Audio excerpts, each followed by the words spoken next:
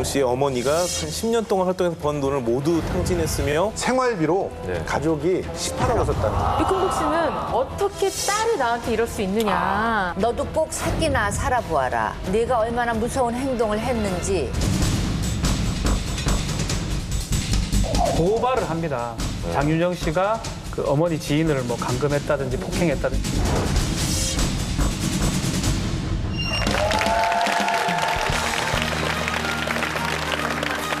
대한민국을 되는데 대찬 인물을 찾아서 대찬 인생!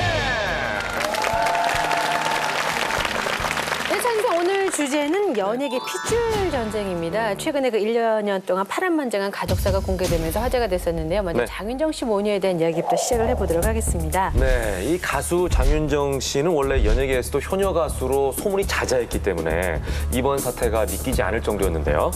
사건을 한번 되짚어보면서 많은 분들이 궁금해하시던 이들 모녀의 진짜 속사정을 한번 살펴보도록 하겠습니다. 사실 그 처음 이 사건이 장윤정 씨의 그 결혼 소식하고 같이 그렇죠. 함께 알려졌어요. 네네네. 예, 우리 신 기자님 좀 소개를 좀 해주시죠. 지난해 4월 이제 도경환 아나운서와의 결혼을 발표했는데 네. 저기 장윤정 씨는 제가 개인적으로 친분이 있는 몇 안 되는 연예인이라 직접 만나서 축하도 해주고 굉장히 이제 좋은 일만 있겠다 싶었는데 네. 이 좋은 일을 이제 방송에 알리기 위해 가지고 한 토크쇼에 출연해가지고 사전 인터뷰를 했는데 그 내용이 유출이 된 거였죠. 그래서 이제 장윤정 씨의 어머니가 한 10년 동안 활동해서 번 돈을 모두 탕진했으며 오히려 빚이 10억이 있다 이런 얘기가 알려지면서 큰 충격이 됐는데 사실은 좀 그 사전 인터뷰 내용이 유출되는 게 정말 안 좋은 일이었는데 그게 이제 사설 정보지를 통해서 알려졌고 사실이 아니려니 싶었지만 사실로 드러나면서 큰 충격을 주는 사건이 됐죠. 원래 장윤정 씨 집안이 장윤정 씨가 가수로 성공하기 이전에는 굉장히 어려웠습니다. 그걸 뭐 방송을 통해서도 공개됐었고 다 아는 사실이었는데 그러니까 자연스럽게 재산 관리를 했던 어머니 그리고 또 그 축구 선수였다가 그만두고 뭐 커피 사업, 공연장 사업 이런 여러 가지를 했던 남동생한테 그 비난이 집중됐던 거죠. 그러면 그 장윤정 씨가 결혼을 준비하기 이전부터 이미 어머니하고 사이가 좀 벌어졌던 건가요? 네, 장윤정 씨 결혼 발표가 난 다음에 축하 인터뷰를 하려고 제가 인터뷰 요청을 했는데 먼저 질문지를 보내달라고 해서 질문지를 보냈어요. 인터뷰 당일날 매니저가 오더니 이 어머니에 대한 질문을 모두 빼달라고 얘기를 하더라고요. 그때 좀 이상하다. 왜냐면 장윤정 씨 같은 경우에는 엄마 질문에 대해서 굉장히 좋아하고 효심이 지극하기 때문에 엄마에게 굉장히 말하는 걸 좋아하거든요. 이상하다고 생각했는데 어쨌거나 그 이후에 방송 이야기 이제 종합을 정리를 해보자면 이 부모님의 이혼을 준비하던 도중에 이 자신의 명의에 빚이 있다는 것을 장윤정 씨가 알게 됐고 또 무엇보다도 엄마의 불륜 문제를 장윤정 씨가 알게 되면서부터 이 문제가 불거지면서 이 사건이 어머니와 갈등이 본격적으로 시작이 됩니다. 그러면서 2013년 1월에 집을 나오면서 아버지와 따로 나와서 거처를 마련을 하고 그리고 연락처까지 바꾸면서 이 남동생하고 어머니와 관계를 완전 끊습니다. 그리고 결혼도 다 아버지와 진행하게 됐죠. 네. 근데요, 여기서 이제 우리가 궁금한 건 결혼을 앞두고 있던 장윤정 씨가 굳이 이 가족사를 밝히는 위험한 선택을 왜 했을까라는 거죠?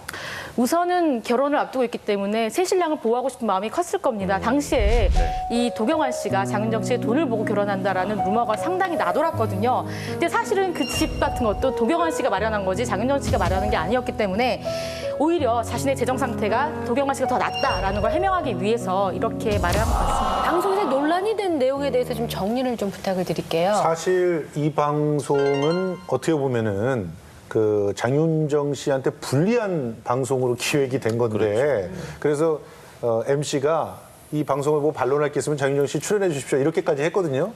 그런데 방송이 나가고 난 다음에는 오히려 이 모자한테 엄청난 역풍이 붑니다. 일단 조목조목 다 따져가면서 어떻게 돈을 썼는지를 다 공개를 했잖아요. 이게 공개한 이유는 다 사업 비용으로 다 쓸만한 데서 쓴 거지 돈을 빼돌리거나 이런 게 아니다라고 하는 걸 해명하기 위해서 자료를 다 공개한 거예요. 근데 여러분들 한번 지금 생활비로 가족이 18억을 썼다는 거. 이거가 고스란히 이렇게 딱 보이게 되니까 오히려 지금 누리꾼들이 난리가 났었습니다. 1년에 1억 8천 썼다는 얘기 아니에요? 그렇죠. 아니 지금 그 생활비만 지금 언급하잖아요. 예, 예. 그 옆에 품위 유지비 17억은 뭐냐고 합치면 35억을 그렇죠. 지금 보세요. 일단 18억이라고 하는 돈만 따져 본더라도 한 달에 1,500만 원씩을 고스란히 생활비로 썼다는 그런 얘기예요. 그렇죠. 그러면 이 가족이 얼마나 그야말로 호화롭게 살았는지를 알 수 있잖아요. 그런데 이거 외에 장윤정의 품위 유지비, 이 장윤정의 품위 유지비에는 장윤정이 쓰는 돈도 있지만 장윤정의 품위를 유지하기 위해서 또 가족이 쓰는 돈도 같이 포함이 돼 있어요. 장윤정 가족의 품위를 지키기 위한 유지비겠죠. 그러니까요. 네. 그러니까 이게 17억이에요. 그러면 이분들이 얼마나 흥청망청 돈을 썼는지가 여실히 공개가 된 것이고 그것이 또 자신의 입에서 그렇게 다 자료를 통해서 공개가 됐으니까 누리꾼들은 엄청나게 이때 들끓었었고 오히려 장윤정 씨한테 불쌍하다라는 여론이 더 생겨나는 그런 계기가 이 방송부터 시작이 됐다고 볼 수 있어요. 근데 이날 또 하나의 논란은 남동생이었는데 남동생이 이런 얘기를 합니다. 내가 입을 열면 누나가 다칠 것이고 내가 입을 닫으면 내가 운영하는 회사 사람들이 다칠 것이다. 그러니까 이번 일로 인해 가지고 자신이 운영하는 회사에도 치명타가 될 것이다. 이 부분이 불거지면서 엄마와 장윤정의 대결이 엄마와 남동생이 힘을 합친 2대1로 이렇게 비춰지면서 굉장히 좀 비난 여론이 더 거세지는 그런 역할을 했죠. 근데 사실 장윤정 씨한테도 좀 타격이 있지 않았어요? 뭐 가족들의 발언으로 인해서 장윤정 씨의 속살을 보여줬기 때문에 조금 타격을 입었다고 생각이 들지만 저는 언론의 입장에서는 장윤정 씨가 굉장히 그 현명한 대처를 한 것 같아요. 그래서 장윤정 씨 같은 경우에는 가족 이야기에 대해서는 일체 이야기를 하지 않겠다라고 선언을 하고 지금까지도 어떤 입장도 밝히지 않고 있는데 그건 아무래도 그 장윤정 씨가 현명하게 대처를 하고 있는 것 같고 조금 전에도 이제 말씀이 있으셨지만은 굉장히 그 장윤정 씨가 공격을 당하고 그 피해를 입은 것처럼 생각이 되어지지만 오히려 장윤정 씨를 애틋하게 바라볼 수 있는 그런 사안이 되지 않았나 하는 생각이 들고 얼마 전에 이제 그 장윤정 씨가 그 남편분이랑 이제 출산하는 장면 방송이 됐었는데 그 장면을 보면서 그 연예 기자를 하다 보면 소녀 가장들을 많이 보거든요. 연예인들 중에서. 근데 장윤정 씨 참 앞으로 행복하게 더 열심히 살았으면 좋겠다. 그런 이런 마음이 생각을 갖게 드셨군요. 들어요. 백 기자님은 이번 모녀 사건을 계속해서 취재 중이시죠? 네, 그 사건이 불거졌을 때부터 지금까지 뭐 불과 며칠 전에도 장윤정 씨 어머니하고 통화를 좀 나눠보고 네. 왔습니다. 네, 그러면은 들은 이야기가 좀 있으신가요? 우선은 그 장윤정 씨가 1월에 네. 나가기 전까지 살던 집에 제가 가봤어요. 네.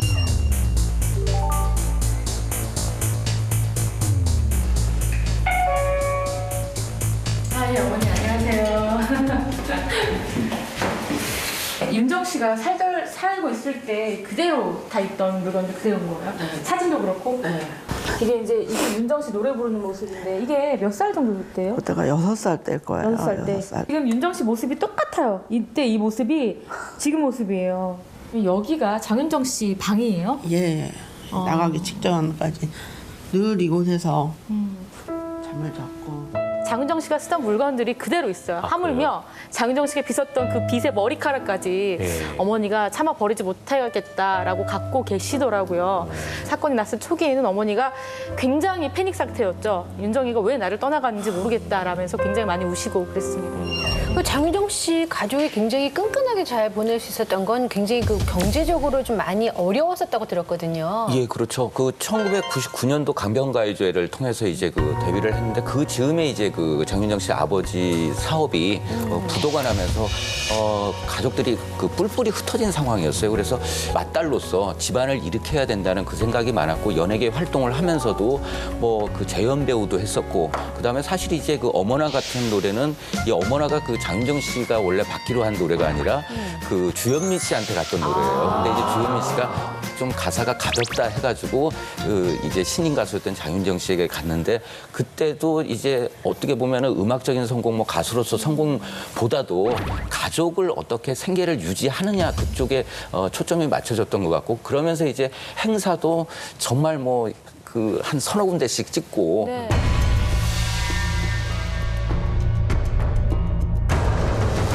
왜 이렇게 엄마하고 딸 사이가 갈라졌는지 모르겠어요. 원래는 굉장히 사이가 좋았던 그 장윤정 씨가 어머나라는 노래를 발표를 하고 그 어머나라는 노래가 뜰 때까지 한 1년 정도의 시간이 걸리거든요. 그래서 그 무명 생활을 하면서 뭐 재연 배우도 하고 그렇게 어렵게 지내는 1년 정도 시간이 있었는데 제가 이제 그 당시 매니저랑 친해가지고 그 당시 모습을 많이 봤었는데 그 얘기를 들어보면 장윤정 씨가 그때도 어머니에 대한 생각이 되게 남달랐어요. 빨리 자기가 가수로 성공해가지고 어머님 이제 일 이제 그만하게 해드리고 싶다 이런 얘기를 많이 했었고 또 그 당시 매니저 얘기를 들어봐도 어머니랑 자주 통화하고 굉장히 살가운 모녀고 뭐 아버지도 아버지지만 특히 어머니에 대한 그 뭐 미안한 마음, 애틋한 마음 이런 애정이 굉장히 남달랐다는 얘기를 들었기 때문에 굉장히 두 모녀는 사이가 좋았고 특히 장윤정 씨는 굉장한 효녀였었죠. 대단한 효녀 가수로 알려져 네, 있었고 네, 네. 또 실제로 부모님을 위해서 강원도 아주 공기 좋은 곳에다가 전원주택을 마련하고 또 어머니가 몸이 약하셔서 필요하다면서 찜질방까지 넣었다고 맞아요. 그 그 방송에 나왔었어요. 나왔었어요. 예, 그래가지고 굉장히 부러워들 하고 네. 나이 드신 분들이 그랬었죠. 어쨌거나 지금 뭐 말씀하셨지만 어머나라고 하는 곡이 대히트를 치면서 행사를 엄청나게 합니다. 저도 이제 그때 당시에는 K본부에 있을 때니까 몰래 행사 때거든요. 몰래 행사하다고 해서 잘렸다는 얘기도 있어요. 그거는 이제 루머예요. 어쨌거나 몰래 행사를 많이 했어요, 저도. 근데 장윤정 씨를 그렇게 많이 만나요. 예, 장윤정 씨랑도 오랫동안 저도 알고 지냈습니다. 근데 오죽하면 이렇게 행사를 많이 할 정도였으니까 행사의 여왕이라고 불렸지 않습니까? 맞아요. 예. 그 당시에는 그러니까 장윤정이라는 가수가 어머나라는 노래를 들고 나온 이유는 신세대 트로트 가수의 붐을 일으켜야겠다가 아니라 이 노래를 부르면 행사를 해가지고 돈을 벌 수 있다라는 거에 쓸 거거든요. 물론 그 이후에 이제 방송에서도 유명해지고 스타가 됐기 때문에 지금은 행사를 그렇게 많이 안 하고 있지만 그 당시에는 정말 목숨 걸고 행사를 많이 뛰었었죠. 그 당시 장윤정에게는 굉장히 절박한 문제였고 나중에 이제 뜨고 난 다음에 농담 삼아가지고 아까 말씀하셨다시피 많은 분들이 봤거든요. 행사 많이 뛰던 모습을. 그러니까 방송에 농담 삼아 뭐 행사의 여왕에 대한 얘기를 붙여줬는데 이거는 고생한 과거 장윤정에 대한 동료들의 어떤 헌사 내지는 칭찬의 이야기였고 이게 우스갯소리로 되면서 하나의 그 컨셉이 됐지만 사실 굉장히 가슴 아픈 사정이 담겨 있는 내용이었죠. 그때 당시엔 어느 정도 행사 수입이 있었나요? 어머나가 뜨기 전에는 그 무대에 올라봤자 뭐 100만 원을 못 받는 경우도 많고 그때 얘기 들어보면 아예 그냥 그 개런티 안 받고 노래를 알려야 되기 때문에 그렇게 행사 가는 경우도 많고 그랬었는데 뜨고 나서는? 어머나가 뜬 다음에는 최고 많이 받았을 때는 한 1,500만 원까지도 회당 그냥 한 번 무대 올라서 1,500도 받고 아마 좀 활동을 주춤해지기 전까지는 평균 1,000만 원 정도 받았다고 하니까 물론 뭐 아이돌 그룹의 가수들이 대학교 축제 같은 데서 받으면 뭐 3,000만 원씩 받는 경우도 있긴 하지만 나훈아 씨가 돌아오지 않는 이상에는 아마 최고 자리를 계속 유지하지 않을까 싶은 저는 이 정도였죠. 자리가 없어고 행사거든요. 예. 아무데 가세요, 김갑수 씨. 제가 유일하게 할 수 있는 방무대가 여기뿐이야. 노래를 뭐 하겠어. 자, 근데 어쨌거나 그 수입의 경제권을 모두 가족에게 이름한 상태였던 거죠? 그렇죠. 예. 그러니까 장윤정 씨가 돈을 벌면 기본적으로 어머니께 다 드리고 어머니가 아시고. 돈 관리했던 건 맞습니다. 근데 이 장윤정 씨의 그 수입에서 굉장히 아까도 김성수 씨가 얘기했던 것처럼 이 가족들이 굉장히 많이 썼어요. 특히 특히 이제 외가 쪽에서 굉장히 많이 월급 형태로 돈을 많이 받아갔는데 이 장윤정 씨 아버지가 원주 사셨어요. 원주 강원도 원주에 거의 기거하고 계셨고 어머니는 서울에 사셨는데 장윤정 씨가 효심이 깊다 보니까 이 아버지가 좀 편하게 지내시라 그리고 좀 그래서 외삼촌 부부를 그쪽에 집에 보내서 함께 기거하고 같이 말동무도 해줄 수 있게끔 해서 일정 금액의 용돈을 드렸고 외삼촌. 외삼촌 부부에게 드렸고 또 그리고 그 외가 쪽 친척에게 그 댓글 관리, 장윤정 씨 기사가 뜨면 좋은 댓글을 달아주는 댓글 관리에도 한 500 정도의 돈을 그것 때문에 말이 많았어서 댓글 달아주는 게 500만 원. 하겠다고 50만 원만 줘도 하겠다고. 굉장히 중요한 일이라고 하셨대요. 네, 이제 그 얘기를 저희들이 그냥 그런 얘기를 했었거든요.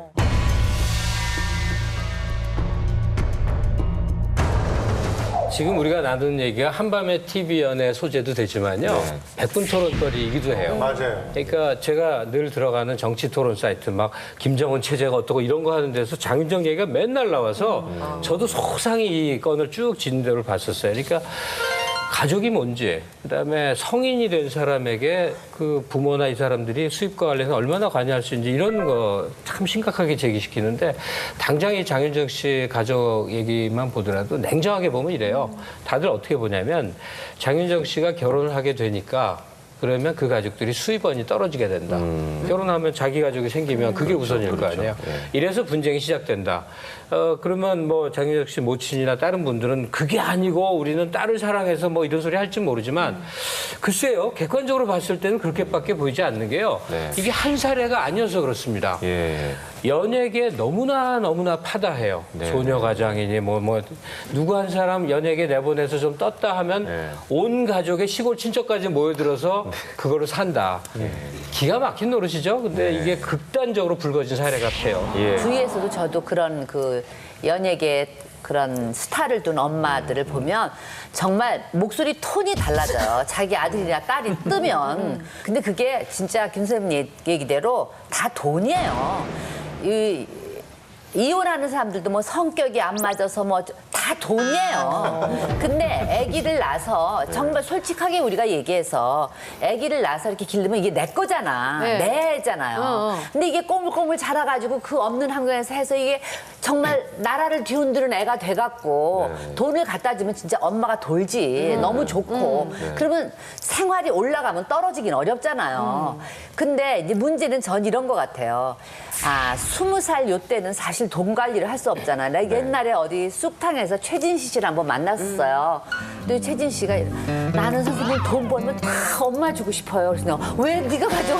내가 그랬더니 아니에요. 우리 엄마 저 때문에 너무너무 고생하고 있어. 난 엄마 다 줄 거예요. 이러는데 정말 좋겠다. 저 엄마는 완전히 봉잡았구나. 이런 생각도 들어요. 실제로는 다 안 줬어요. 왜냐하면 아니요, 그거를 제가 얘기했어요. 그때 그러면 안 돼. 엄마는 다 주면 안 돼. 성대수 씨 덕분에 그랬던 거예요? 아니 그 덕분인지 몰라도 그때 최진시 씨가 막 시작할 때예요. 그래서 돈은 20살 넘으면 네 돈이 있어야 돼. 그러니까 이게 돈 가지고니까 장윤정 씨가 사실 한 30살 됐잖아. 넘었잖아.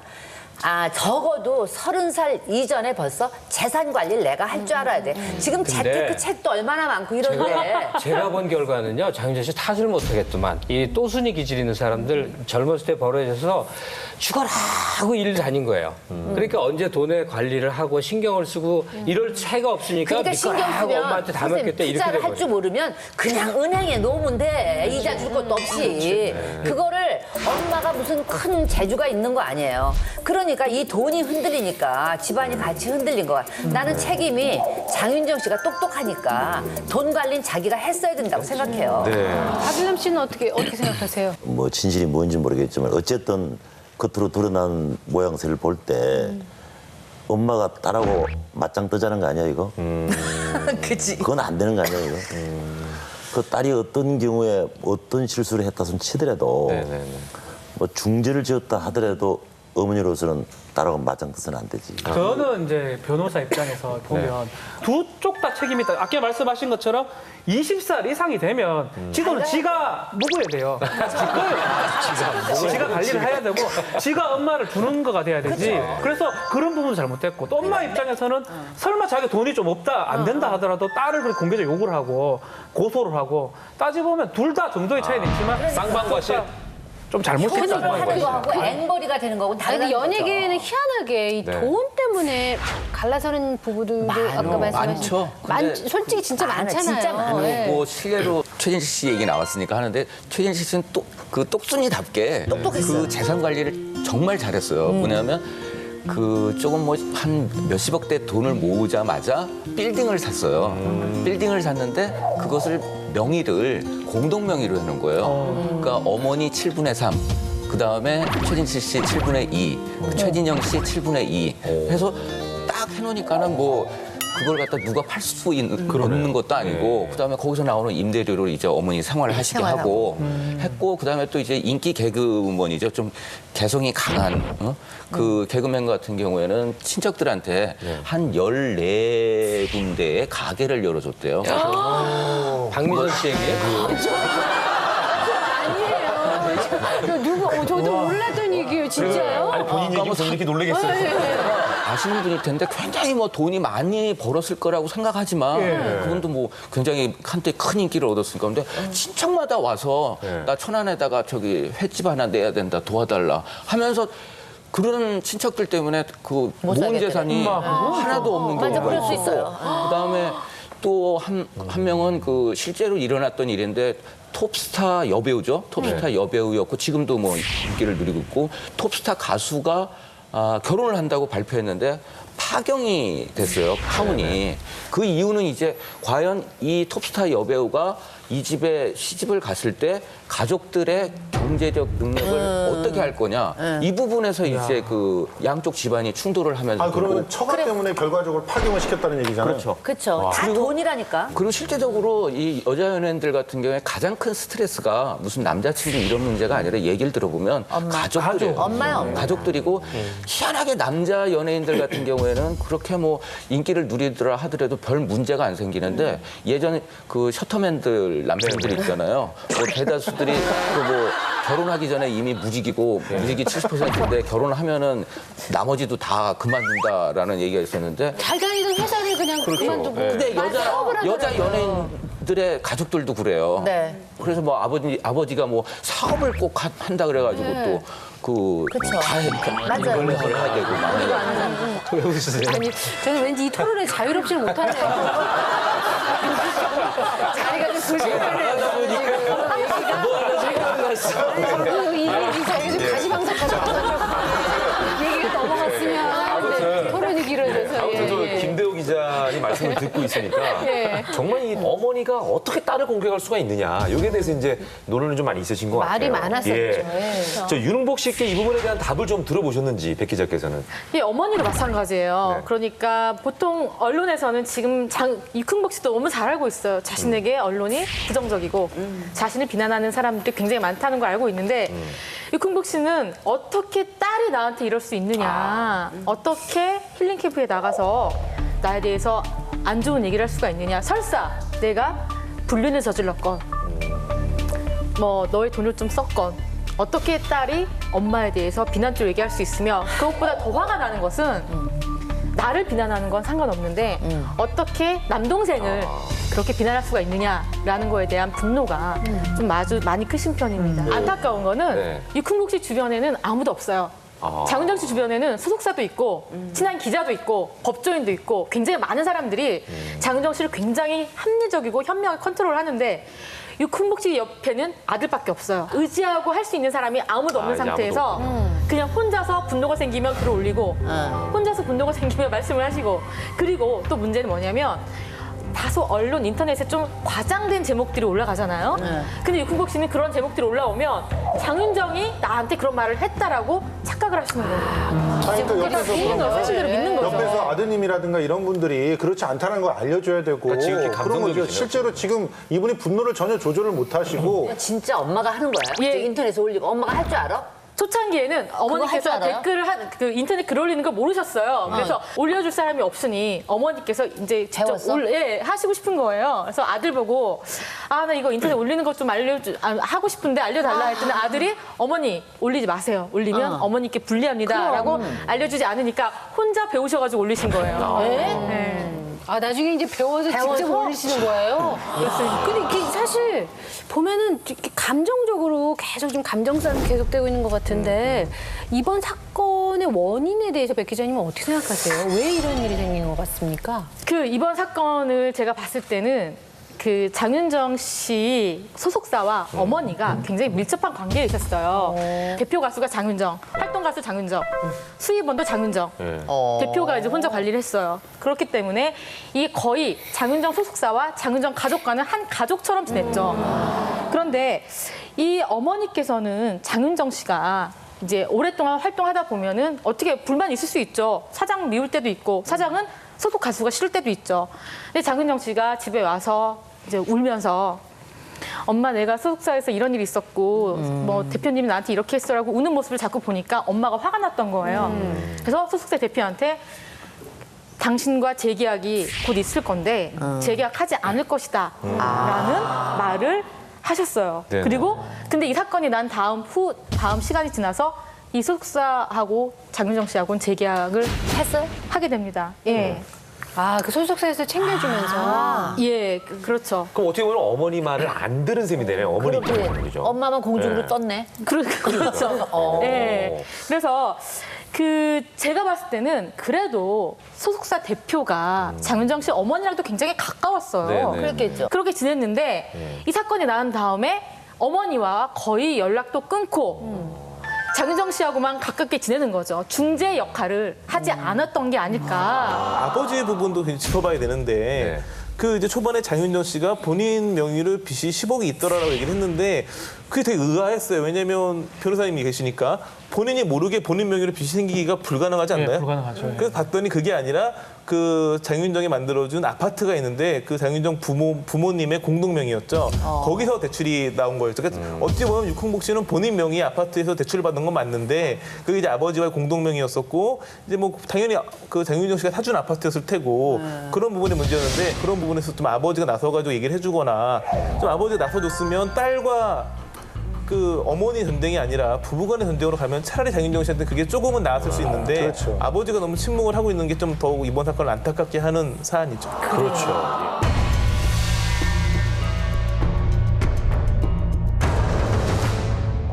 아무튼 뭐 이렇게 복잡한 관계로 이제 번지기 시작하는데 이런 그 모녀 전쟁에 불을 더 붙이게 되는 건 제3자들의 개입이 있었기 맞아, 맞아. 때문이죠. 그 송모 씨, 그분은 사실 정말 절대적으로 장윤정을 사랑하던 팬이었어요. 팬클럽 회장이었다면서요? 예, 그리고 팬클럽 회장 하셨고.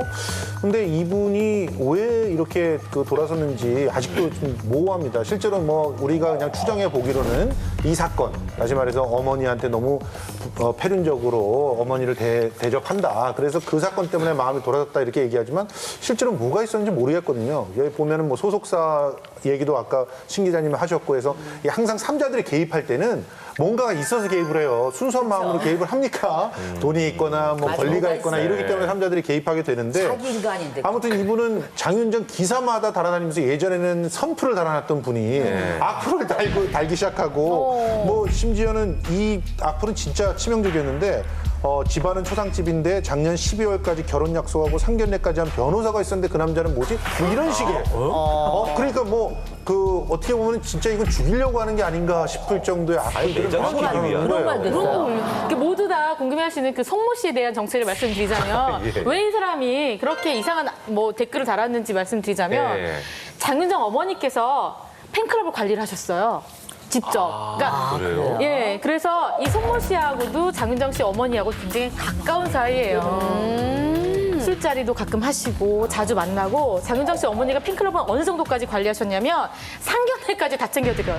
팬들. 팬들의 상견례까지 어머니께서 챙겨주시고 그래서 이분 같은 경우에는 아무래도 그렇게 장윤정 어머니하고 가까우니까 장윤정 어머니가 이런저런 속상한 얘기를 했기 때문에 그런 얘기를 듣고 그냥 그대로 다 올렸던 거죠. 이모가 또 등장하잖아요. 그 장윤정 씨 이모라는 분은 또 이모는 맞고요. 이제 맞아요. 이모의 등장은 이제 그 계속적으로 10여 년 동안 그 외가 쪽으로 돈이 많이 흘러갔기 때문에 당연히 육흥복 씨의 편으로 보였지만 이분은 엄청나게 이제 자기 언니인 육흥복 씨를 공격하기 시작하죠. 보면 이제 친자매는 아니고 어머니랑 같은데 아버지가 다른 그런 자매 사이이기도 한데 내용은 매우 충격적입니다. 그 윤정이가 9살 때부터 하루 세 군데 5군데 정도 캐바레 행사를 뛰었는데 그 돈으로 자기 언니가 도박을 했다.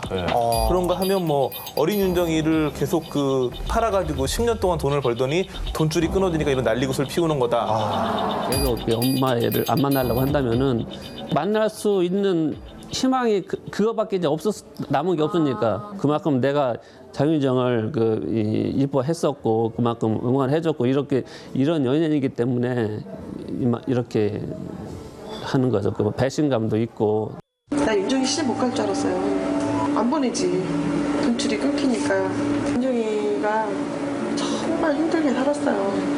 제발 이쯤에서 가놓고 기다리면 돌아가지. 응? 그러니까 제발 그만 좀 하고 불쌍한 윤정이 더 상처 안 가게 좀 해줬으면 그게 바람이지. 그런 뜻에서 제가 이렇게 글을 올린 거지 다른 건 없습니다. 안티팬하고 이모분이 각각 약간 대립되는 주장을 펼치시는데 어머니가 뭐 도박을 했다, 외도를 했다 이런 얘기들을 하고 계시잖아요. 기다 맞다 아니다. 이 부분에 대해서 좀 밝혀진 바가 있습니까? 어머니랑 제가 지난주에 통화를 했는데 이 어머니께 제가 여쭤봤어요. 도박 어떻게 된 거니까 도박하신 거 맞아요? 라고 했더니 저는 잘 몰라요. 뭐 3579로 0.500을 쳤다. 전문 용어네요. 전문 용어죠. 예, 뭔지 잘 모르겠어요. 3579가 얼마? 그래서 그 돈을 모아서 네. 맛있는 걸 사 먹었다. 그 장소도 이상한 데가 아니라 뭐 한증막이나 뭐 이런 데 찜질방 같은 데서 그러면서 해요. 친한 사람들끼리 모여서 했다. 이건 도박이 아니다라고 하시고 상습 도박 혐의를 제가 여쭤봤어요. 혹시 이거 문제된 적 있느냐? 그랬더니 그런 적은 없다라고 하시더라고요. 아니 3579 500이면 얼마큼이야? 3점 났을 때 500원을 주고요. 네. 5점 났을 때 1,000원을 주고 이렇게 홀수할 때 돈 올려주는 그런 방식을 말합니다. 이게 왜 그러냐면은 그러니까 한 번에 얼마씩 잔돈, 그게 나가는 그러니까 잔돈을 막 거슬러주고 이러기가 좀 불편하잖아요. 100원짜리가 들어가면 조금 예. 그러니까 500원짜리, 그래서 1,000원짜리 죄송한데요. 모른 척하고 앉아있기 참. 제가 사실은 굉장히 잘 치는데요. 예, 이제 점천이 있고 3579가 있는데 점천을 치면 상점에 상천을 이제 그렇게 되는 거거든요. 3579라고 해서 이제 홀수로 나가는 게 있습니다. 진짜 한 판에 얼마큼 왔다 갔다 하냐고. 근데 3579 500이라고 하면은 그래도 그 판에서 거의 10만 원 가까이는 그렇죠. 왔다 갔다 해요. 왜냐면 흔들고 쓰리고가 예. 되면은 이제 돈 10만 원 들고 후딱 가는 거고. 저희가 변호사 때 흔들기 또 여쭤볼게요. 저희가 뭔데요? 사실 명절 때 모여가지고 가족끼리 그냥 재미로 치는 경우는 도박 이런 거 안 하잖아요. 우리 형법에 도박죄 해당은 하지만 일시오락인 경우는 처벌하지 않거든요. 근데 일시오락이 뭐냐에 대해서는 애매하네요. 그 사회적 지위라든지 경제적 수입을 봅니다. 예. 그래서 예전에 우리 판례에 따르면 네. 점 100까지는 괜찮다고 했었거든요. 예전 판례이기 아, 그 때문에 판례 있어요? 예. 법원 판례에 따르면 점 100까지는 이제 괜찮다는 얘기 있었는데 웃기다. 근데 사실은 상황이 다 달라요. 네. 육흥복 씨가 뭐 357을 쳤는데 그분들이 좀 잘 사는 분들이다 이러면 네. 또 괜찮을 수 있거든요. 근데 이분은 보면 찜질방이나 한증막에 가서 그 어떻게 보면은 거의 상습적으로 이런 걸 했다는 거 아닌가요? 상습이라 하더라도 금액 자체가 적고 판도자 적으면 이건 일시오락으로 봐야 됩니다.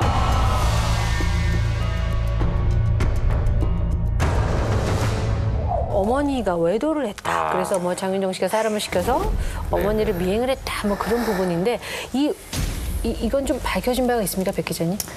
아버지가 그 어머니에게 이혼 소송을 건 이유는 그 어머니 불륜입니다. 아내 불륜인데 그 분이 의사예요. 근데 이제 그 장윤정 씨 가족도 아는 분이고 장윤정 씨 속사도 아는 그런 분입니다. 근데 이것을 장윤정 씨는 엄마의 불륜을 믿을 수가 없었던 것 같아요. 그래서 장윤정 씨가 직접 그 의사에게 전화를 걸어서 통화를 해요. 그 녹취록을 제가 봤어요. 어머. 근데 그 장윤정 씨는 내가 건너들은 얘긴데 이런 말들이 사실이냐라고 그 의사에게 질문을 물어봐요. 하고 네. 그리고 이제 그 의사가 좀 구체적인 정황을 담긴 얘기를 장윤정 씨한테 하고 네. 이 씨는 알겠다 하고 끊어요. 근데 제가 또 며칠 전에 그 장윤정 씨 동생 장경영 씨한테 이메일을 받았는데 녹취록을 또 받았어요. 네. 근데 다시 장경영 씨가 그 의사한테 가서 당신 우리 엄마랑 그런 거 맞느냐라고 물어보니까 아니다라고 얘기를 하더라고요. 어쨌거나 불륜 문제가 어떻게 됐는지 모르겠지만 장윤정 씨 부부는 이혼의 도정에 성공을 해서 지금 현재 이혼 중이십니다.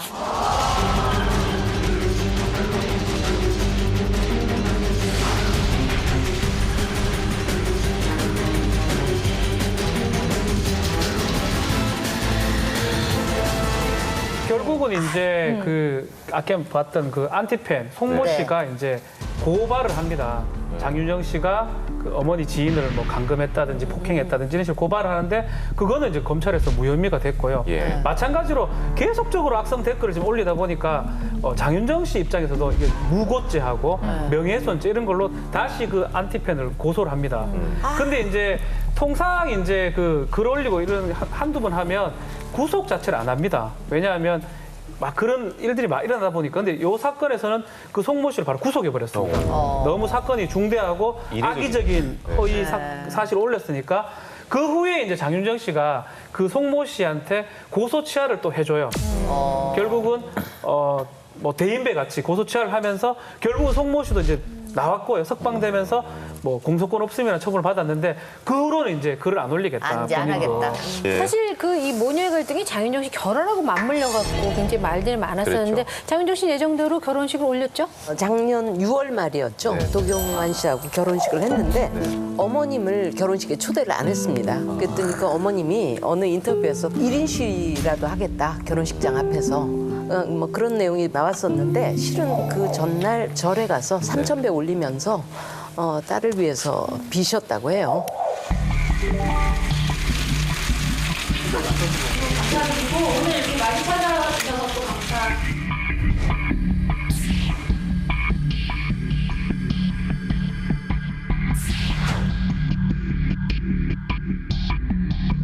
자려고 왔어요. 내일 왜냐면은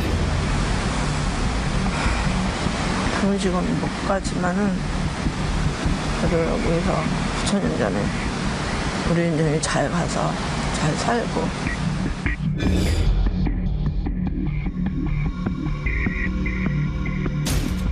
아, 우시네 갑자기.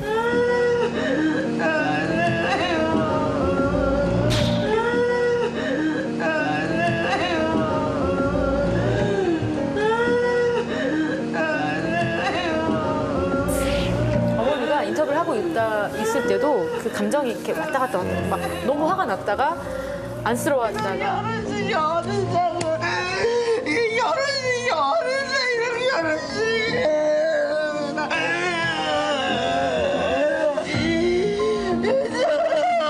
이런 일은 없어.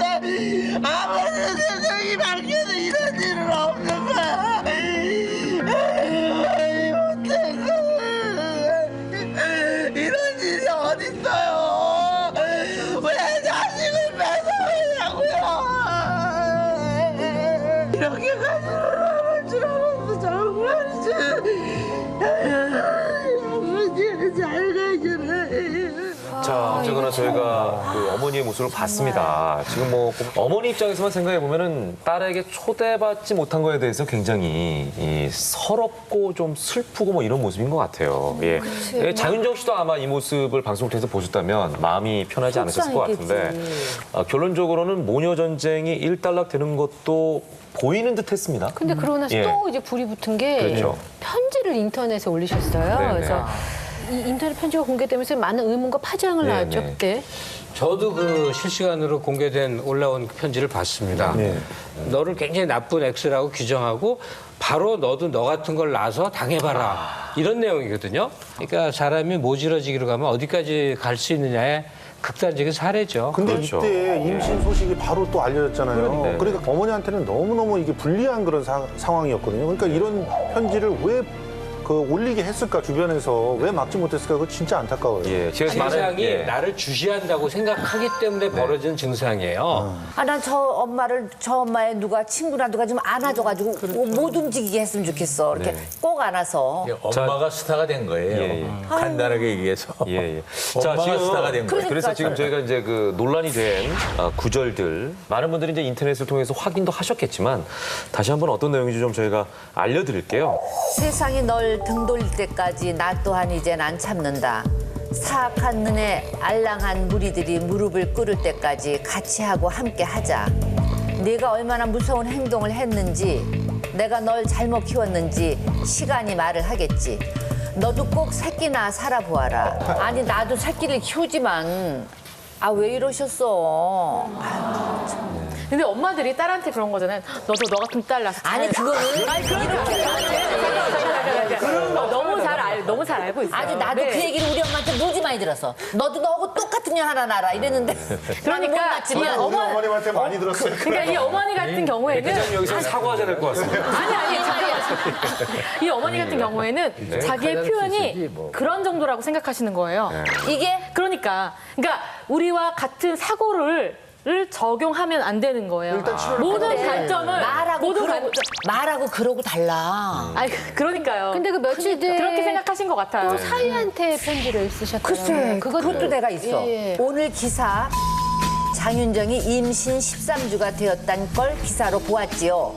어떻게 윤정이는 자기 아기 뒤에 숨을 생각을 했을까요? 패션. 도경환 씨를 훌륭하게 키워주신 부모님께 여쭈어 보시지요. 장모가 정신 이상자이고 똥치를 하고 있는데 인사를 가봐야 하느냐고요. 도경환 씨는 지금 아기가 커서 윤정이처럼 한다면 어쩌실 건가요? 이랬어. 자, 참, 이 사실 사건이 좀 잠잠해지는 시점에서 어머니께서 이제 이 글을 쓰셨는데 그 이유가 뭐라고 생각하세요? 어머니는 어머니 생각대로 나름대로의 항상 주변에서 누군가 도와준 사람이 없으니까 그 어머니의 판단에 의해서 그냥 모든 걸 결정하고 글을 올리시고 계속 이러신 상태입니다. 근데 며칠 뒤에 그 영상 편지를 또 공개를 하셨더라고요. 없는 집에서 너를 보석처럼 이쁘게 키워줘서 고맙다고 한 아이가 어쩌자고 나한테 이러는 건지는 나도 모르겠어. 네가 아기 가졌다는 소리 듣고 가슴이 뭉클했지만 좋지 않은 말 한 거는 애미니까 너한테 그러한 말을 해주는 거지 어느 누가 너한테 그런 말을 하겠어. 엄마랑 만나서 지금이라도 손 한번 잡고 한번 울어나 보고 끝나자.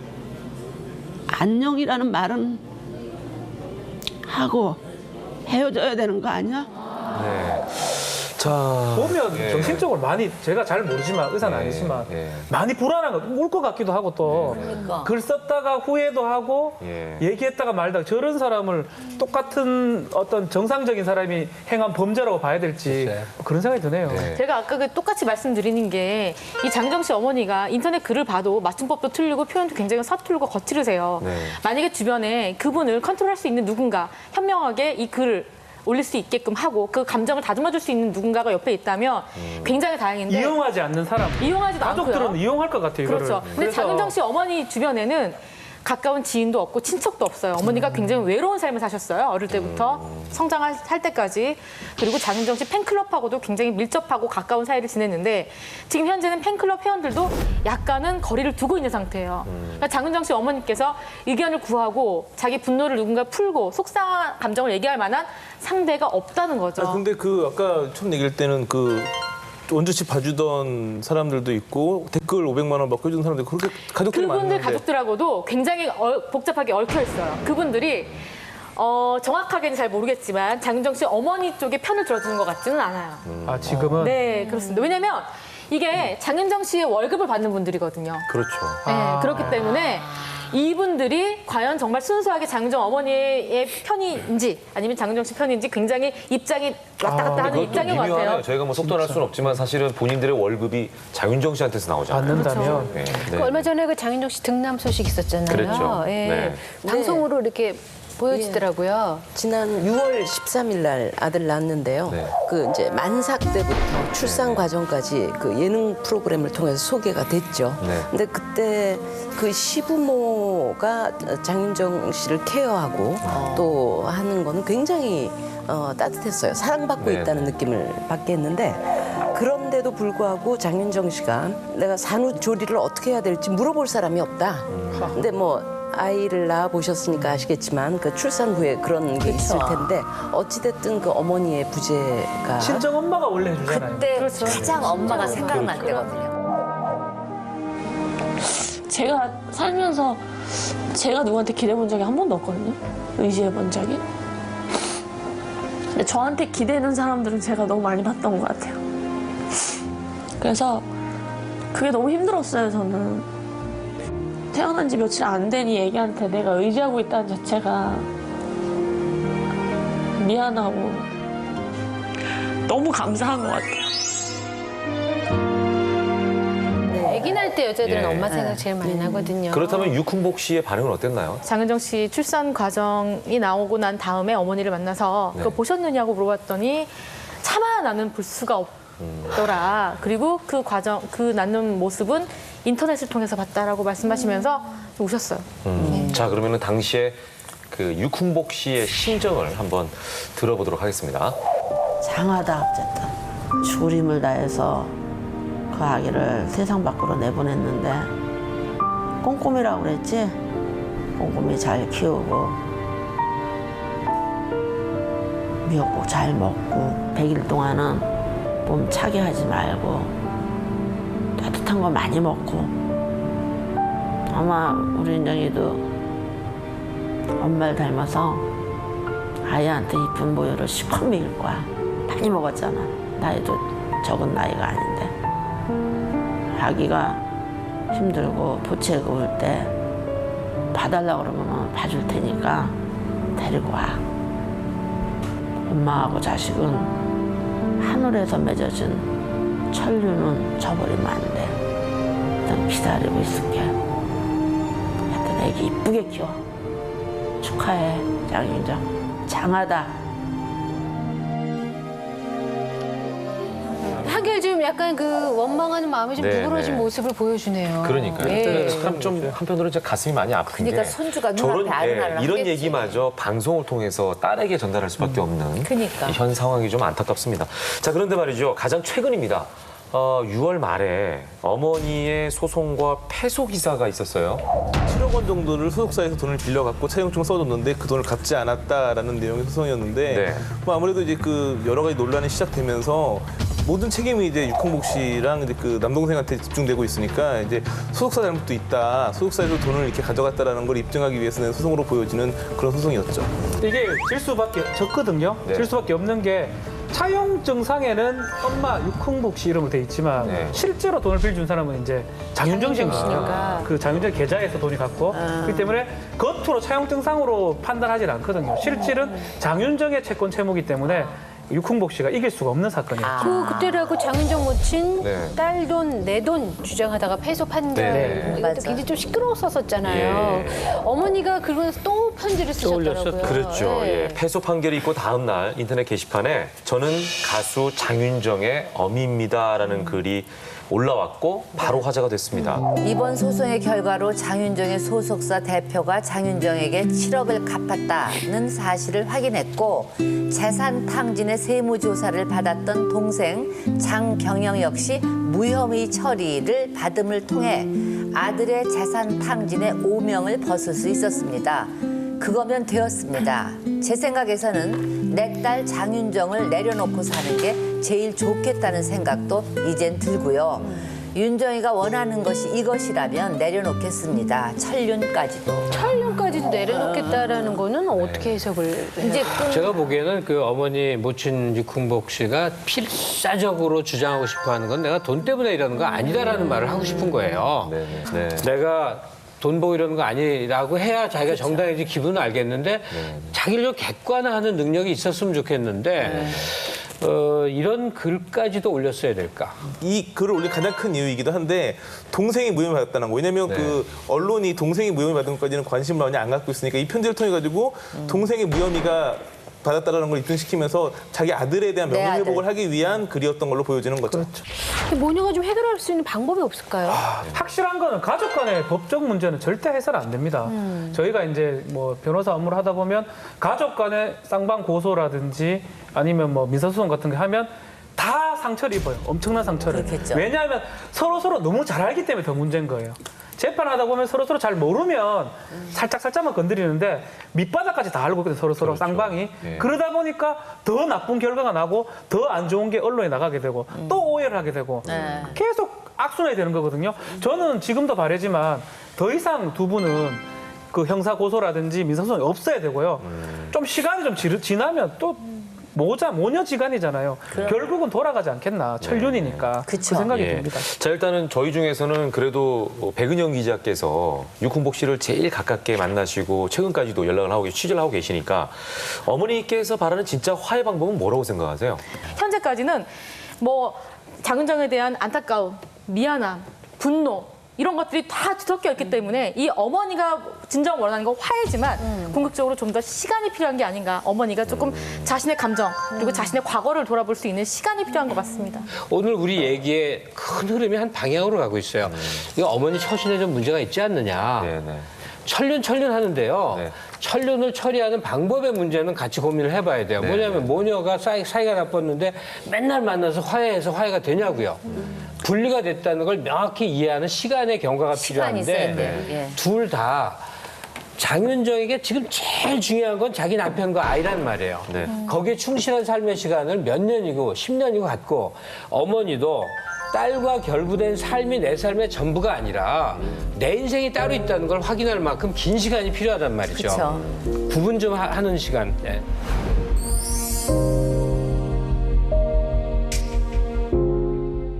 아버지인 최무룡 씨를 1년에 한두 번 정도 봤대요. 최무룡 씨가 너무 바빴습니다. 결혼 5번 했죠. 끊임없이 영화 결혼을 자주 제작하고 했구나. 가족보다는 자기 삶을 너무 사랑했네요. 너무 맹렬하게 사신 애고가 거예요. 대단했네. 아버지와 김지미 씨의 그런 사건 때문이 아니었을까 싶어요. 그 이야기를 가족으로부터 들은 게 아니라 친구로부터 들어가지고 그 충격이 굉장히 컸다 그래요. 어머니와 자기 자신이 이제 버려졌다는 느낌, 아버지에 대해서는 그 애증, 그런 감정을 자, 다음 연예계 피술 전쟁은 연예계 대표 아버지와 아들 네. 최무룡, 최민수 부자 이야기를 해볼까 합니다. 네. 자, 먼저 99년 11월 월간지 기사를 보면요. 99년 아버지 장례식장에서 최민수 씨 인터뷰가 담겨져 있습니다. 제가 돌을 맞이할 때도, 학교에 입학하고 졸업할 때도, 결혼식을 올릴 때도 아버지는 제 곁에 계시지 않았습니다.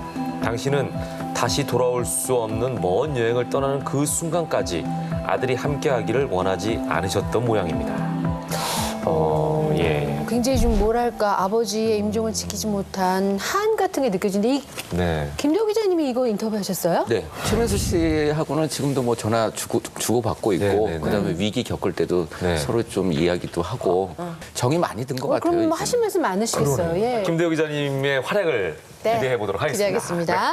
그 최무룡, 최민수 부자의 갈등은 사실 아버지가 최무룡 씨 부재로부터 시작이 됐잖아요. 그 기사에서 최민수 씨 돌에도 아버지가 곁에 계시지 않았다는 기사가 있는데 그 아주 어릴 때부터 그 아버지가 옆에 안 계셨었나 봐요. 그죠? 그 유명한 그 최무룡 김지미 간통 사건 뭐 세상을 뒤흔들었던 건데 그렇게 해서 강효실 씨 어머니하고 아버지가 이혼을 할 때 최민수 씨가 100일을 지난 그 갓난아이였거든요. 이제 그때부터 어떻게 보면 불우한 유년 시절이 뭐 예정돼 있었다 이렇게 볼 수 있습니다. 최민수 씨 위로 누나가 셋 있잖아요. 그런데 이 4남매를 그 강효실 씨가 김지민 씨가 살고 있는 그 최무룡 씨랑 같이 살고 있는 집으로 보내버렸다고 하더라고요. 그래서 한 1년 정도 그때 같이 살았다고 하고 그때 이제 김지민 씨하고 사이가 굉장히 안 좋았었다. 그런 얘기가 있는데 그런 것들이 전부 어떻게 보면 사춘기를 조금 거칠게 보내는데 보탬이 됐던 것 같고 내 남매가 또 친할머니 댁에서 또 한동안 지내다가 10여 년 후에 이제 어머니하고 같이 그것도 최민수 씨가 스스로 어머니를 찾아갔다 그래요. 그래서 그때부터 같이 살게 됐는데 어머니에 대한 그리움이 굉장히 깊었고 애정이 있었고 그렇기 때문에 이렇게 스스로 찾아가서 살게 되지 않았을까. 최민수 씨 같은 경우에는 20살이 되기 전까지 그 아버지인 최무룡 씨를 명절이나 뭐 1년에 한두 번 정도 봤대요. 그래가지고 최무룡 씨가 그 집 근처로 오게 되면 자가용 타고 오면 그 또래 아이들이 와 뭐 최무룡이다 하는데 그 중에 한 아이가 최민수 씨였던 거죠. 얼마나 서먹한 부정관계였냐면 그 최민수 씨 대학교 1학년 때 할머니가 돌아가셨는데 장례식장에 먼저 도착을 해서 기다리고 있었고 아버지가 오신 거죠. 근데 최무룡 씨가 오셔가지고 민수 어디 있니? 이런 바로 옆에 있는데 못 알아보고 민수 어디 있니? 이렇게 할 정도였다고 하니까 굉장히 서먹한 부자 관계였었죠. 네. 자, 이 최민수 씨가 데뷔 시절에 상당히 냉소적인 눈빛을 가진 반항아 이미지가 강했잖아요. 사춘기 시절 방황도 많이 했었나 싶어요. 네, 뭐 주먹질도 하고 가출도 하고 오대산에서 토끼 잡아먹고 운막 생활도 하고. 근데 이때 노하우가 최근 노인 폭행 사건 때 2년 동안 산에서 지냈잖아요. 네네. 이때 노하우를 취득한 것 같아요. 20만 원 가지고 단돈 20만 원 가지고 그 허름한 운막을 너무 멋지게 지었더라고요. 막 온갖 미술용품도 다 알고 가죽용품도 다 알고 그때 모든 노하우를 다 까득한 게 아닌가. 그것도 노하우라면 노하우를 시작해. 그렇죠. 나는 그런 친구 좋아. 되게 멋있더라고요. 네. 그렇게 사는 친구들 그 좋아. 나름 그래도 삐뚤어질 떨어지지 않고 잘 자랐다면서요. 아니 저기 최민수 씨 국어 선생님이 우리 큰 시아주버님이 국어 가르치셨대요. 근데 우리 시아주버님이 최민수가 나오면 굉장히 좋아하셨어요. 그리고 학교 때 이렇게 반항적이고 이런 건 있었대요. 있었는데 우리 아주버님이 굉장히 부드러운 아이예요. 사실은 부드러운 아이예요. 그 얘기 굉장히 많이 하셨어요. 그러니까 눈빛이 이렇게 왜 애들 왜 말썽 부리면 선생님하고 얘기하잖아요. 눈빛이 걔는 착하고 유머도 있고 거친 데는 있었어도 거죽만 그렇지 속은 따뜻한 아이였다는 얘기 많이 하셨어요. 아니 뭐 삐뚤어진 거 아니라는 둥 알고 보면 착한 아이. 삐뚤어지면 왜 안 되냔 말이에요. 아니 꼭 착해야 되냐고. 아니 삐뚤어졌다는 게 학교의 질서를 삐뚤어지지 않았어요. 학창 시절이 궁금해요. 아니 근데 나는 문학평론가가 하는 얘기가 정말 삐뚤어졌다고. 아 진짜 앉아있는 것도 삐뚤게 앉아계시면서 사실 그 최민수 씨가 이런 그 반항심이나 이런 눈빛을 가지게 된 거는 어릴 때 아무래도 그 아버지와 김지미 씨의 그런 사건 때문이 아니었을까 싶어요. 네, 그래서 그 이야기를 이제 그 가족으로부터 들은 게 아니라 친구로부터 들어가지고 그 충격이 굉장히 컸다 그래요. 그리고 그런 생각을 갖다 보니까 어머니와 이제 자기 자신이 이제 버려졌다는 느낌 그런 쪽에 이제 생각을 깊이 했고 그러면서 이제 어머니 강효실 씨에 대한 마음이 더 컸죠. 그러면서 이제 아버지에 대해서는 조금은 이제 그 애증이 그런 감정을 지녔죠. 일반적으로 이제 이혼한 가정에서 보면 어머니하고 살잖아요. 그러면 어머니의 감정을 바로 투영을 하는 자식들은. 그러겠죠. 그래서 어머니가 그 전 배우자를 많이 증오하면 증오할수록 자식들도 그대로 그 감정이 물러봤거든요. 그래서 이제 이런 경우는 아마 어릴 때 헤어졌고 또 그리고 엄마가 증오심이 많았기 때문에 엄청 아빠에 대한 미움이 컸을 것 같아요. 최민수 입장에서는. 그러니까 엄마를 버린 아빠가 그렇죠. 네. 미운 거죠. 그렇죠. 예. 이 송도순 씨께서 강효실 씨랑 친하시잖아요. 그러니까 저 어렸을 때 네. 강효실 선생님 많이 뵀죠. 근데 제가 예. 강효실 선생님 뵐 때 어떤 생각을 했냐면 이 선생님은 굉장히 최무령 선생님 아직도 사랑하는구나. 그리고 그 선생님이 이렇게 그런 얘기를 많이 했어요. 나는 이혼이 뭔지 모르고 하셨대요. 그리고 그냥 너무 분하기만 했는데 옆에 있는 년들이 나쁜 년들이었어. 나보고 막 이혼하라 그랬어요. 그러셨어요. 그리고 애도 글씨를 왜 길르냐 주라고 그랬어. 그런데 난 민수한테 너무 미안해. 그런 얘기 많이 하셨어요. 그리고 많이 후회하셨고 그때가 내가 너무 철이 없었구나. 그래서 옆에서 혼내줘라. 뭐 무슨 고소해라. 이걸 그대로 했구나. 그리고 많이 후회하셨어요. 근데 왜 강효실 씨가 김준 씨한테 아이를 잠깐 보낸 적 있다고 그러셨잖아요. 근데 그건 왜 그걸 보낸 거예요?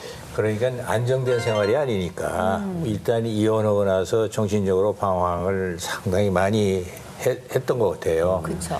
그래서 이 분장실에 이렇게 다 출연하고 단둘이 이렇게 남아 있으면 말이죠 하소연을 많이 합니다. 그 애롭다는 얘기는 안 했는데 잠을 잘 수 없다. 불면증이. 이렇게 잠을 잘 수 없으니까 자연적으로 술을 먹다 보면 새벽까지 먹게 된다. 그리고 이럴 때 한 기자 어떻게 했으면 좋겠어. 자꾸 그 마음을 물어봐요. 그래서 반발심에서 아이들도 너희들 한번 길러봐라. 그리고 보내보기도 했다 이거예요. 네, 그러나 처음에. 곧 후회했다.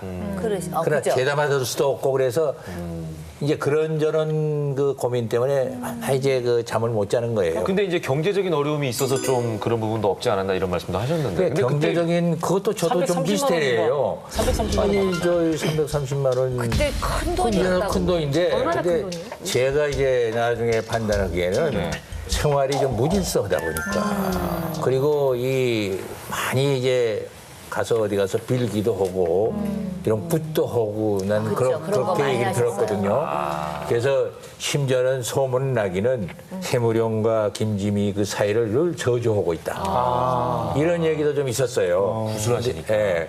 그런 관계 때문에 조금 낭비한 거 아닌가. 아니, 저는 강효실 선생님 처음 본 거는 TBC 들어가서 제가 이제 심부름 하던 그 성우 시절인데 광복 20년이라는 프로가 있었어요. 근데 그게 저녁 5시 집합이었어요. 근데 강효실 선생님이 한 6시쯤인데 취해서 오세요. 이미? 예. 그리고 다른 모든 뭐 예술하는 분들이 많은 분들이 강효실 선생님네 가서 양주 먹었다고 그랬어요. 그때 그냥 제가 어렸을 때 들을 때. 근데 양주가 비싼 술인데 그 선생님네 집에서 맨날 술을 먹는다고 그랬고 강효실 선생님이 이렇게 와서 이렇게 턱 앉으실 때 이렇게 핸드백을 놓고 이렇게 앉을 때 털썩 이렇게 늘 그래서 살기 싫은 표정 같다. 제가 그렇게 어렸을 때 생각했고 그러니까 영화에도 다시 컴백을 하고 그랬어요.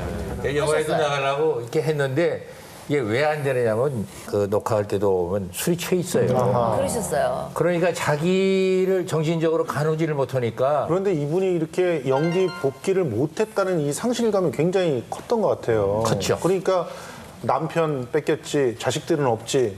그런데 연기에 복귀는 못하지. 그러면 어떻게 보면 삼중의 외로움을 그걸 달랠 수밖에 없잖아요. 그래서 이분 그때 당시에 그 인터뷰를 제가 기억하고 있는 게 나는 술을 마신 게 아니라 그냥 들이부었다. 그러니까 뭐 그야말로 몸이 완전히 술에 져서 네. 무너지지 않으면 잠을 못 자는 거예요. 그 말년에 투병 생활도 하셨잖아요. 예, 그때는 아프셨죠. 그랬죠. 네. 그래가지고 이 최민수 씨가 결혼할 때도 이제 휠체어에 탄 모습으로 그 결혼식장을 지키셨고, 근데 나중에는 이제 그 암 선고를 받은 이후에 심장병에 당뇨병, 여기에 또 치매까지 오셔가지고 이 나중에는 이제 그 아들이나 며느리 얼굴을 확인하지 못할 정도로 좀 상태가 많이 안 좋아지셔가지고 지난 96년도에 이제 65세 나이로 너무 일찍 돌아가셨네요.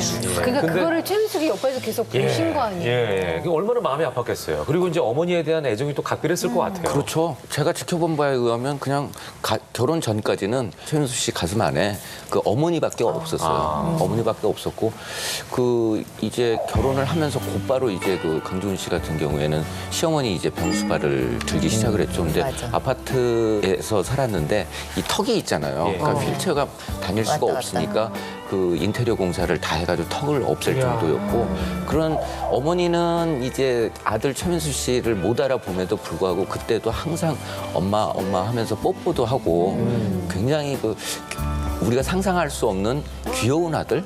네. 아니 그러면 반면에 최무룡 씨는 사실 자주 볼 수도 있었을 텐데 아들한테 그 소홀한 아버지가 될 수밖에 없었던 무슨 특별한 이유가 있었습니까? 특별한 이유라기보다도 최무룡 씨가 너무 바빴습니다. 결혼 5번 했죠. 그리고 끊임없이 영화 결혼을 자주 제작하고 했구나. 실패하고 그리고 또 그 영화 제작 실패하면 빚을 지고 또 그걸 갚기 위해서 영화에 출연하고 뭐 한때는 밤무대도 하셨는데 노래도 하셨어요. 네네네. 네, 하루에 뭐 서너 군데씩 밤무대도 뛰시고 그러니까 가족보다는 자기 삶을 너무 사랑했네요. 너무 맹렬하게 사신 애고가 거예요. 대단했네요. 그런데 김지미 씨도 4번 이혼하고 4번 결혼했잖아요. 근데 최무룡 씨도 5번 결혼을 했으니까 사실 이 부부의 연을 맺었던 이 두 사람은 참 결혼 후는 없었던 것 같아요. 5명의 아내가 있었다는 얘기인데. 아까 강효시 씨 포함해서 그렇죠. 그러면은 그 여자들은 과연 어떤 분들일까 또 궁금해집니다. 강효실 씨하고 저 선상에서 결혼했다고 네. 그러는데 그때가 23이었어요. 네, 어렸을 때. 어려서 했었고 강효실 씨가 아마 그 상처받은 부분에 그런 게 네. 있을 겁니다. 세상에서 너무나 요란하게 모든 사람이 다 알게 이혼을 당하셨지 않습니까? 그래서 김지미 씨하고 결혼했고 6년간 살았고 그런데 김지미 씨하고 이혼한 사연도 그 영화 제작이 실패해서 빚 때문에 그러셨는데 그 이후에도 계속 그 영화 제작 실패, 빚 뭐 이런 거였어요. 미국으로 도피성 이민을 가십니다. 근데 거기서 비자 문제를 해결하기 위해서 미국 시민권을 가지고 있는 여자분하고 위장 결혼을 하게 되는데 그분 성함이 주리박. 주리박 씨까지가 세 번째 결혼이죠. 네, 세 번째. 근데 좀 제일 희한한 게 4번째 결혼인 것 같아요. 그 당시 제가 그 잡지에서 자세히 보고 그랬었는데 4번째가 이제 재벌 부인 남편이 이제 먼저 간. 우리가 사회적으로 보통 그냥 부잣집 할 때 좀 과장해서 재벌 그런 얘기를 하는데 이 경우는 진짜 재벌이에요. 아, 진짜요? 어느 그룹 하면 아는. 거기 이제 만화님인데 남편 떠난 그냥 연희 아주머니 있죠. 그러니까 연예인하고는 전혀 완벽하게 분위기가 다르고 머리도 하얗고 어떻게 만나신 거예요? 2살 차이예요.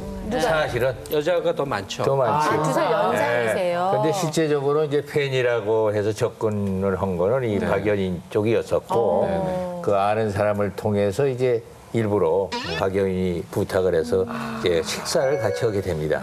자리를 만들었네요. 예, 자리를 만들었죠.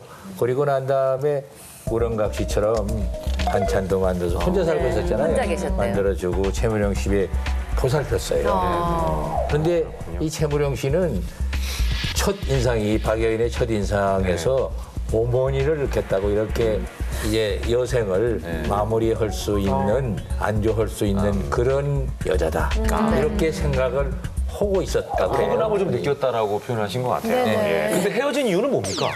기본적으로 재벌가의 만화님을 맞이하게 되면 당연히 루머가 따르게 되잖아요. 그렇죠. 더군다나 최무룡 씨는 수많은 영화의 실패 때문에 빚을 안고 있었던 그래서 도피성 이민을 했었던 그런 분이고 그때 당시에 최무룡 씨가 재벌가에서 뒷돈을 대줘가지고 영화 제작을 했다. 이런 소문이 돌았었는데 근데 사실은 그때 그 최무룡 씨가 주연했던 영화 자유부인이 대박이 나서 그 돈으로 제작을 했었다고 하는데 소문은 이상하게 나니까 그러면 당연히 그 재벌가에서 좋게 볼 리가 없죠. 다 끊었대요. 생활비 끊고 자동차까지 가져가고 그러니까 어떤 형태도 금전적으로 관여할 수 없게끔 그러니까 그 부인이 할 수 없게끔 다 차단을 해버리니까 도리가 없어지고 또 그분도 자기 원래 자식이 있을 거 아니에요. 그 관계에서 견뎌내질 못한 거죠. 그러셨구나. 아니 그러면 5번째 분은 이제 마지막 분인데 어떤 분이셨어요? 16살 연하의 예, 은행가 명문가 딸입니다. 예, 최무룡 씨가 국회의원 시절을 하던 시절에는 조용히 내조를 했고 이 최무룡 씨가 돌아가실 때까지 10년 동안 옆에서 곁을 지켜주는 여인이죠. 미인이시네요. 예. 세련되게 생기셨는데요. 잘 어울리시네요. 네네네. 이분이 어울리시네요. 네. 자, 정말 그 보면은 파란만장한 결혼 생활을 하셨다는 생각이 드는데 대찬 인생이 보증하는 국보급 인맥이시죠? 박일남 씨, 드디어 친분을 과시하실 때가 됐습니다. 거절을 못 하십니다. 이쁜 여인들이 이렇게 이제 접근하면? 예. 젊은데 정에도 약하고 마음이 고우십니다. 원체 신사시니까 이렇게 뭐 딱 끊고 이렇게 뭐 면도칼처럼 이렇게 자르지를 못합니다. 약간 이게 영혼이 자유로운 분이시지 않았을까 싶어요. 예. 근데 좋게 얘기하면 그렇게 볼 수 있죠. 영혼이 자유롭고 뭐. 그러니까 재밌는 사실이 최무룡 씨가 평소에 자기 집에 한 번도 없었다는 왜요? 거예요. 부인 집에 들어가서 한 거죠. 그게 깨지면 나와버린 거죠. 이런 식으로 인생을 바람처럼 살았는데 온갖 파란만장이 있었던 거죠. 근데 그 인생을 꼭 실패라고만 볼 필요는 없는 거예요. 쓰는 것만. 아들하고 아버지가 사실 평행선처럼 이렇게 늘 엇갈리기만 했는데 그래도 그렇죠. 부전자전이라고 당대를 빛냈던 미남이잖아요. 둘 다. 예. 대부분의 사람들이 이 최무룡 씨가 물려준 것은 5명의 어머니와 곱슬머리를 뿐이다. 이런 말이 붕어빠처럼 꽉 닮은 건 없어도 그 이목구비나 이런 화려한 이런 모습, 선 굵은. 똑같아요. 근데 최민수 씨가 이렇게 턱이 조금 길 뿐이지 똑같아요. 특히 눈썹하고 눈 부분은 상당히 많이 사진은 닮아요. 그러는데 최무룡 씨는 좀 얼굴이 조금 넓은 편이거든요. 최민수 씨는 좀 갸름. 그 차이가 있습니다. 눈빛이나 눈동자 그런 것만 이제 똑같아요. 부분적으로. 수염도 닮았는데. 원심을 닮았어요. 모자 쓴 것도 비슷한 스타일의 모자를 쓰셨어요. 조금 얼굴 형태가 조금 다르긴 하네요. 윤곽이 다르네, 그러니까 이 두 분을 애국 배우하고 한번 비교해 보세요. 네. 저 아버지는 몽고메리 그리프트.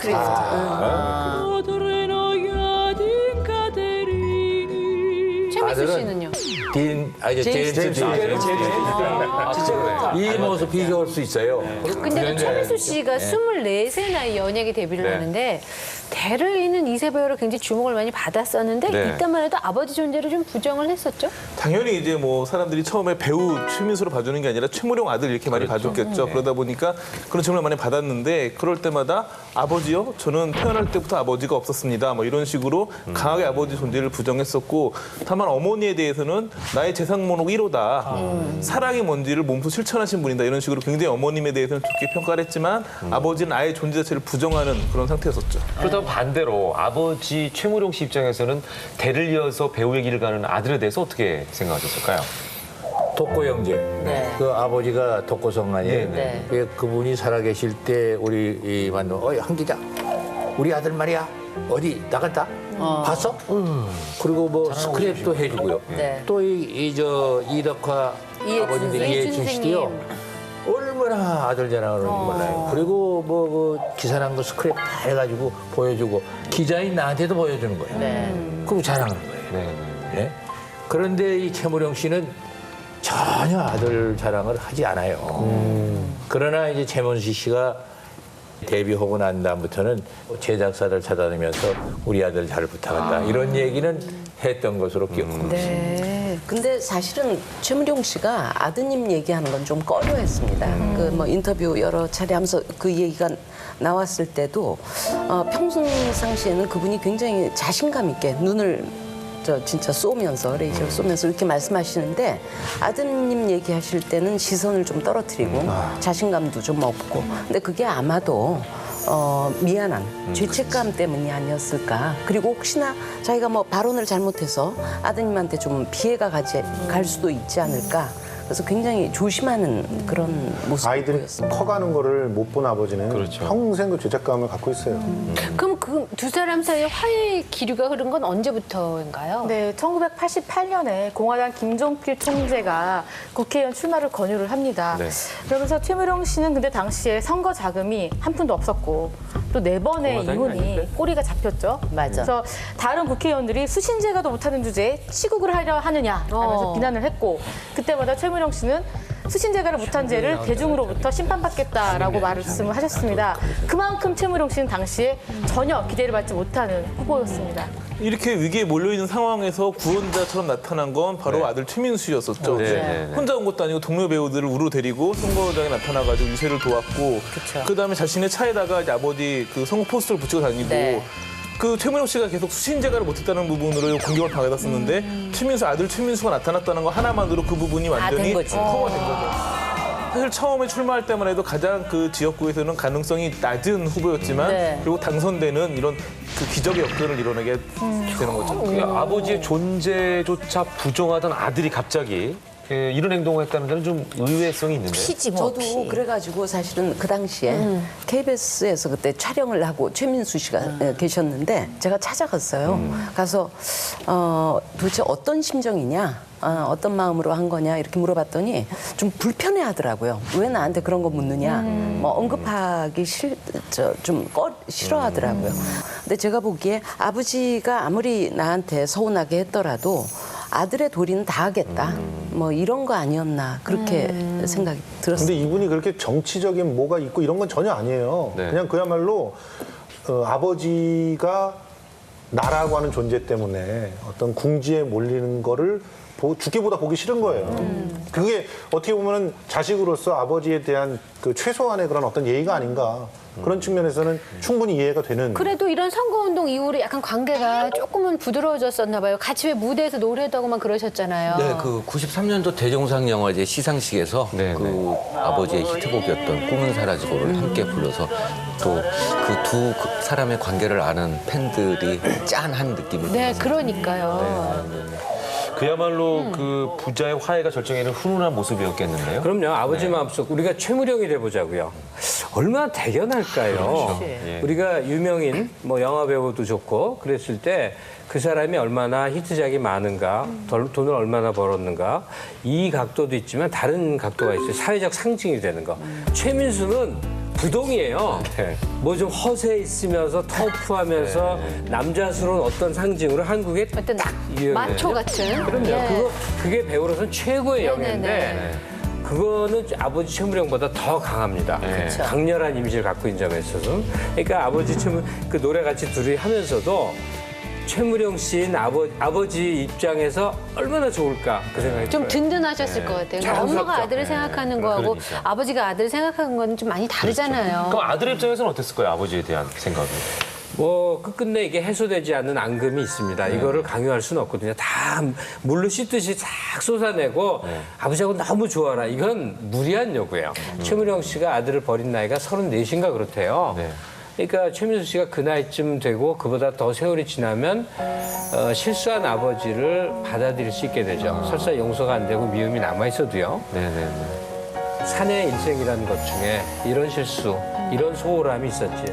그러니까 사람이고 그러니까 아버지야. 이런 생각을 분명히 할 거라고요. 용서는 아니지만 이해는 할 수 있는 게 된 거죠. 근데 왜 최민수 씨 결혼식에 최무룡 씨가 안 왔었잖아요. 그렇죠. 최무룡 씨가 이 아들 결혼식에 결혼식을 일주일 앞두고 무려 22억 원에 달하는 사기 혐의로 구치소에 구속돼 있는 겁니다.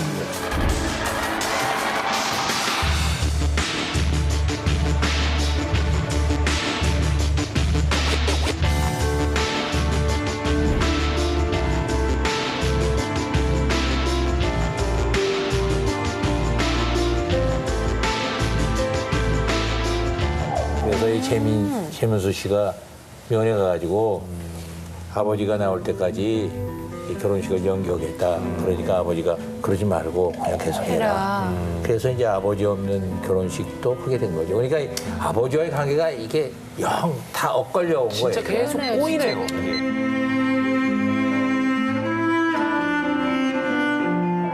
99년 최무룡 씨가 이제 타계를 하셨고 네. 그때 그 장례식장에서 최민수 씨가 상주 노릇을 하시더라고요. 네, 최무룡 씨가 71살의 나이로 심장마비로 갑자기 돌아가셔서 그 소식을 듣고 최민수 씨가 부랴부랴 병원에 가죠. 그리고 상주로서 조문객을 맞이합니다. 근데 그 자리에는 이제 김지미 씨 사이에서 태어난 밍크 씨하고 사위들도 모였고 며느리인 강준 씨까지 다 모여서 정말 최무룡 씨가 떠난 다음에야 가족들이 한 자리에 모일 수 있었습니다. 예, 본인은 가셨지만 어떻게 보면 가족들 한 자리에 모으게 하는 그런 일을 하셨다라는 생각이 드는데 사실 최무룡 씨가 5번 결혼하셨잖아요.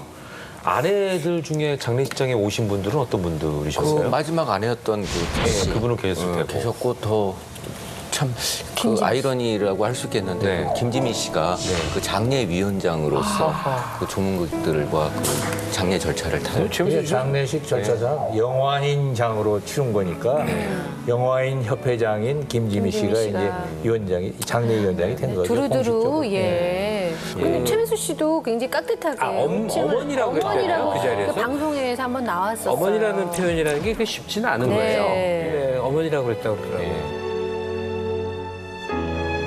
근데 또 여기서 또 논란이 하나 불거진 게 있죠. 예, 영정 사진을 들었는데 최민수 씨가 선글라스를 끼고 있어가지고 여기에 대해서 말들이 또 많았지 않습니까? 오해를 많이 받았죠. 예. 그래서 조금 제가 계속 이제 그 장례식장부터 그다음에 납골당까지 이제 같이 동행 취재를 했었는데 그 눈물을 굉장히 많이 흘렸어요. 그리고 그 저 선글라스 조금 그럴 것 같다. 그러니까 그 다른 사람들한테 눈물을 보이기 싫다. 그냥 신경 쓰지 마라 하고 어금니를 꽉 깨물면서 그 대중들이 있는 곳에서는 눈물을 참는데 정말 그 옆에서 지켜보기 좀 안타까울 정도였고 사람들이 없는 곳에서는 굉장히 많이 울었어요. 그리고 이제 그러니까 눈이 부어서 선글라스를 끼웠던 거고. 그러니까 눈물이 그러니까. 그 살펴보면 이때 장례식에 섰을 때가 최민수 씨는 정말 탑스타가 됐을 때 아닙니까? 네. 뭐 그렇죠. 모래시계도 다 떴고 정말 걸어서하면서까지 뭐 이런 거 다 떴고 최고의 탑스타가 되어서 이제는 아버지의 그늘에서 확실히 벗어난 거예요. 아버지와 싸우고 아버지를 극복하지 못하고 그래서 뭐 반항적인 모습을 보이고 이럴 이유가 없이 이제 최민수로 서게 된 거죠.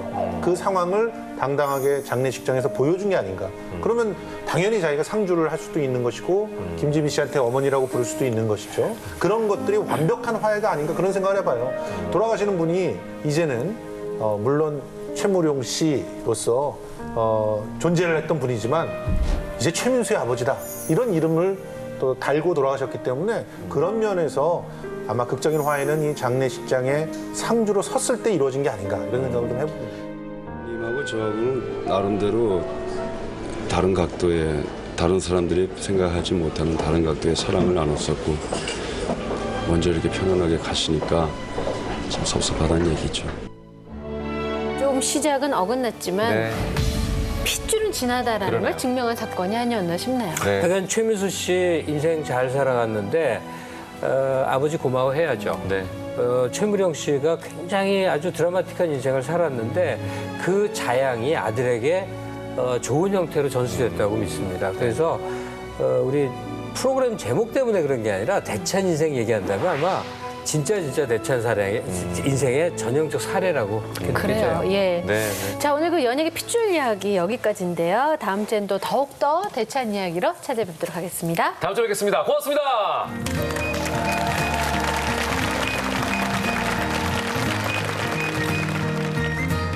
If I could get another chance, another walk, another dance with him, I'd play a song that would never